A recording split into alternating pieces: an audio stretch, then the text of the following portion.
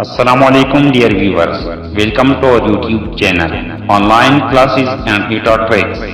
Kindly subscribe our channel and press the bell icon. अस्सलाम वालेकुम students, welcome to online classes and eta tricks. Students, आज का जो हमारा टॉपिक है वो है वर्क एनर्जी थ्योरम और work energy principal.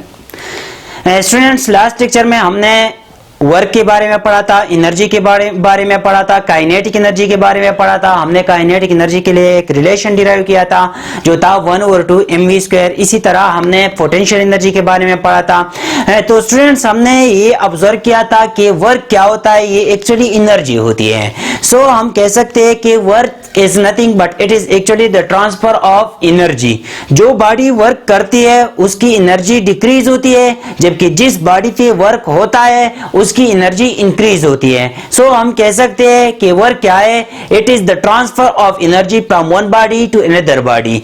Dear students, हमारे पास जो वर्क एनर्जी प्रिंसिपल है वो क्या है? वर्क एनर्जी प्रिंसिपल हमें कहता है कि चेंज इन काइनेटिक एनर्जी जो है या चेंज इन पोटेंशियल एनर्जी जो है वो इक्वल होती है वर्क डन की। The change in kinetic energy और potential energy of a body is equal to work done on the body. So हम कह सकते हैं the change in kinetic energy,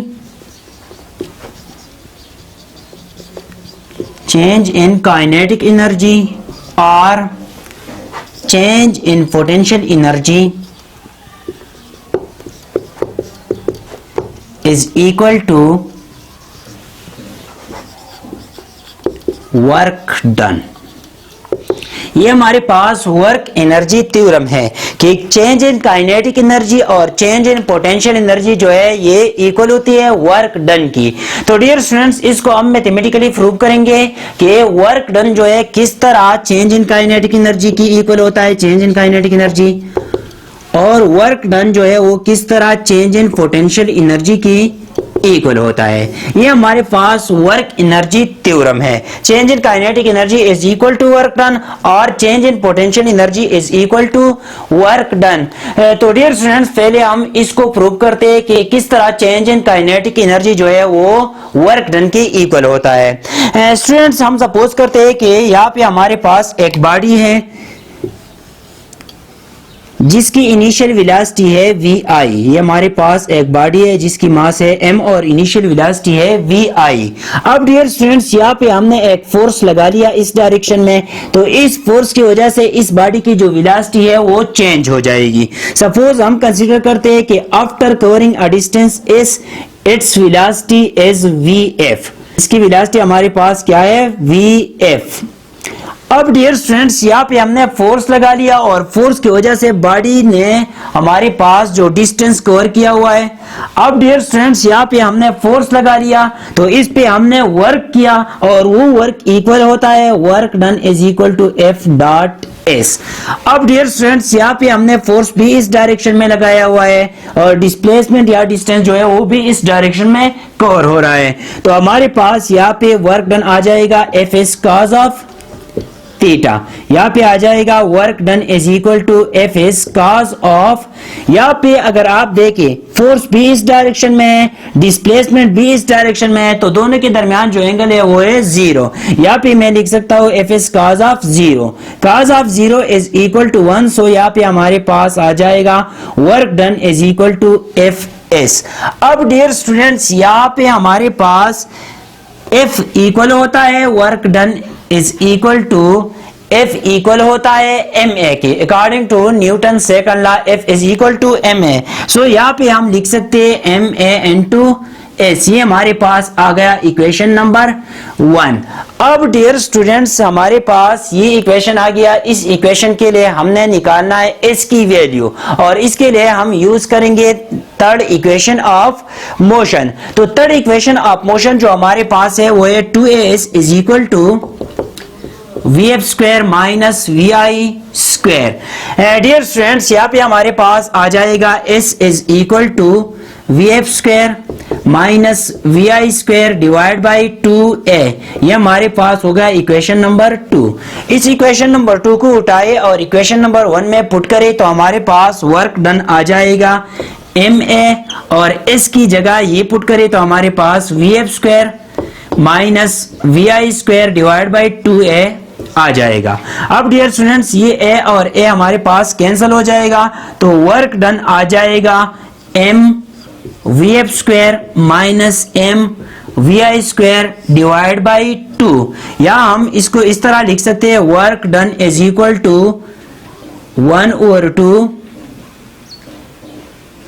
into m vf square minus m vi square, ये हमारे पास आ जाएगा। अब डियर स्टूडेंट्स ये 1/2 जो है इसके साथ b लिख ले और इसके साथ b लिख ले, तो वर्क डन आ जाएगा 1/2 m vf square minus 1/2 m vi square. अब स्टूडेंट्स हमें पता है कि m 1/2 mv स्क्वायर जो है ये काइनेटिक एनर्जी के बराबर है, या फिर vf है तो ये हमारे पास फाइनल काइनेटिक एनर्जी हो गई और ये हमारे पास इनिशियल काइनेटिक एनर्जी आ गई। तो work done is equal to final kinetic energy minus initial kinetic energy which is equal to change in kinetic energy. Final kinetic energy minus initial kinetic energy is equal to change in kinetic energy. तो यहाँ पे work done जो है हमारे पास change in kinetic energy की equal आ गया। अब dear students हमारे पास जो दूसरा है work done is equal to change in potential energy. अब डियर स्टूडेंट्स यहाँ पे हमारे पास जो दूसरा है work done is equal to change in potential energy. अब इसको हम प्रूव कर रहे हैं कि चेंज इन पोटेंशियल एनर्जी किस तरह वर्क डन के इक्वल होता है। तो स्टूडेंट्स यहाँ पे हम कंसीडर करते हैं कि एक बॉडी है जिसका मास है m और एक खास हाइट hi पे है, इनिशियल हाइट इसका है h। अब डियर स्टूडेंट्स हमने इस पे फोर्स अप्लाई किया और इसका हाइट चेंज हो गया from hi to hf which is its final height. अब डियर स्टूडेंट्स यहाँ पे हमने चूंकि फोर्स अप्लाई किया हुआ है और फोर्स की वजह से बॉडी ने जो है वो हाइट कवर किया है, तो हम कह सकते हैं कि यहाँ पे वर्क डन हो गया है और वो वर्क डन हमारे पास इक्वल है f डॉट एस के। अब डियर स्टूडेंट्स यहाँ पे जो F है ये हमारे पास क्या है, ये है actually the gravity force, weight of the body. ये बॉडी जो है इस पे एक फोर्स एक्ट कर रहा है जो डाउनवर्ड है, इस पे भी हमारे पास फोर्स एक्ट कर रहा है जो डाउनवर्ड है। तो यहाँ पे मैं लिख सकता हूँ weight is equal to mg और जो डिस्टेंस इसने कवर किया हुआ है वो हमारे पास है this total distance minus this distance. तो ये डिस्टेंस या हाइट जो है इसने कवर किया हुआ है, तो ये हाइट हमारे पास आ जाएगा hf minus hi, final height minus initial height, तो हमारे पास ये हाइट जो है बच जाएगा। तो यहाँ पे इसकी जगह मैं लिख सकता हूँ hf माइनस hi, यहाँ पे आ जाएगा work done is equal to mg hf minus mg hi, यहाँ पे mg hf, यहाँ पे mg जो है वो कांस्टेंट है और hf फाइनल हाइट है, तो फाइनल हाइट की वजह से जो पोटेंशियल एनर्जी है वो फाइनल पोटेंशियल एनर्जी है, इसलिए यहाँ पे मैं लिख लूंगा work done is equal to final potential energy minus यहाँ पे hi है इनिशियल हाइट, इनिशियल हाइट की वजह से जो एनर्जी है बॉडी की वो हमारे पास है इनिशियल पोटेंशियल एनर्जी, तो यहाँ पे हमारे पास आ जाएगा इनिशियल पोटेंशियल एनर्जी। अब dear students final potential energy minus initial potential energy is equal to the change in potential energy, तो यहाँ पे वर्क डन आ जाएगा change in potential energy. So ये हमारे पास दूसरा प्रूफ था work done is equal to change in potential energy. Dear students ये था आज का हमारा लेक्चर। अगर किसी पॉइंट की समझ नहीं आई हो तो आप कमेंट बॉक्स में पूछ सकते हैं। Thank you all.